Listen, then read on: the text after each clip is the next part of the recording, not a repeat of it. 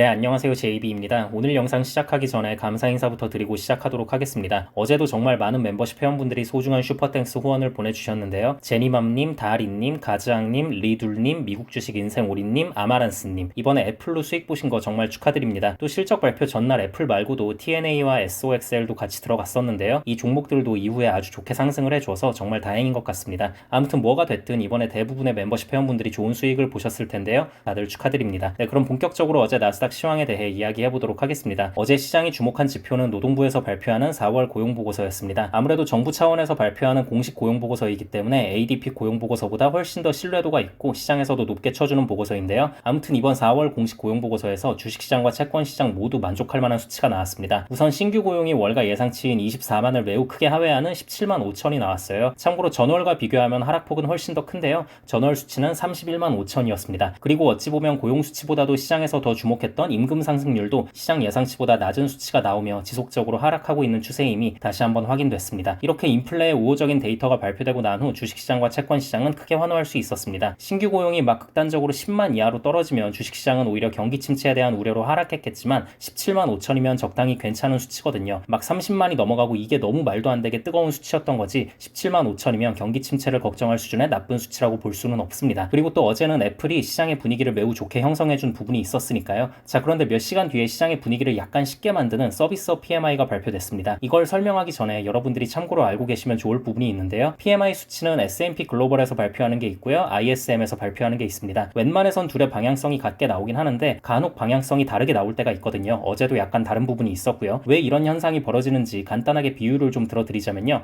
ISM은 다우 지수라고 보시면 될 것 같고요. S&P 글로벌은 S&P 500 지수라고 보시면 이해하기가 편할 것 같아요. 다우 지수는 구성 종목이 초대형 우량주 30개밖에 안 되잖아요. 반면에 S&P 500은 500개 기업으로 구성되어 있으니까 훨씬 더 넓게 퍼져 있고요. 그래서 어떤 날은 다우 지수는 상승하는데 S&P 500은 하락한다거나 혹은 그 반대로 가거나 하는 경우가 있죠. 아무튼 그래서 ISM에서 내놓는 자료는 워낙 역사와 전통이 깊어서 시장에서 더 높게 쳐주기는 하지만 종목 구성이 S&P 글로벌에 비해 적고 시장 전체를 나타내기에는 부족하다는 이야기가 최근 계속 나오고 있는 상황입니다. 이 부분은 상식 차원에서 알고 계시면 좋을 것 같고요. 자, 아무튼 어제 S&P 글로벌에서 발표한 서비스업 PMI는 경기가 계속해서 확장하고 있고 인플레 수치는 오히려 떨어지는 모습을 보여서 시장이 좋게 받아들였는데요. 문제는 ISM에서 발표한 서비스업 PMI였습니다. 여기서 또다시 스태그플레이션의 공포를 조장한 거예요. 경기는 위축되고 인플레 수치는 오히려 확 튀어버리는 이런 안 좋은 지표가 나온 겁니다. 그래서 ISM의 지표가 발표되고 채권이 상승분을 꽤 많이 반납했습니다. 주식시장도 잘 달리다가 좀 주춤하게 됐고요. 하지만 시간이 지날수록 4월에 인플레 수치가 오른 건 원자재 값의 상승 때문에 일시적인 현상 아니겠냐는 의견이 나오기도 했고 또 S&P 글로벌에서 내놓은 자료는 괜찮게 나온 부분이 있었기 때문에 어느 정도 회복을 하며 결국 좋게 잘 마무리됐습니다. 네, 이 정도가 어제 시황이라고 보시면 될 것 같고요. 지금부터는 시장 상황에 대한 제 개인적인 생각을 정리해서 말씀을 드리겠습니다. 저는 요즘 마음이 매우 편해요. 왜냐면 요즘 시장이 흘러가는 걸 보면 제가 생각하고 있는 방향성과 시나리오에 부합해서 잘 흘러가고 있다는 생각이 들거든요. 저는 어제 노동부의 공식 고용보고서가 발표되기 며칠 전부터 멤버십 커뮤니티 게시판이나 전체 공개 영상에서 계속해서 강조하며 말씀을 드렸습니다. 선행지표로 발표되는 ADP 고용보고서라던가 졸츠 구인이직 보고서라던가 고용비용 지수라던가 여러가지 지표들의 세부 내용을 보면 고용시장은 보여지는 수치와는 다르게 분명히 둔화하고 있다고 말하면서 스태그플레이션 걱정은 할 필요가 없다는 말씀을 드렸습니다. 물론 이렇게 판단하는 데는 단순히 지표뿐만이 아니라 최근 파월과 옐런의 발언이라던가 그동안 엔화 가치가 계속 떨어져도 이악 물고 참기만 하던 일본이 최근 들어 갑자기 환율 방어에 적극적으로 개입하는 모습을 보면서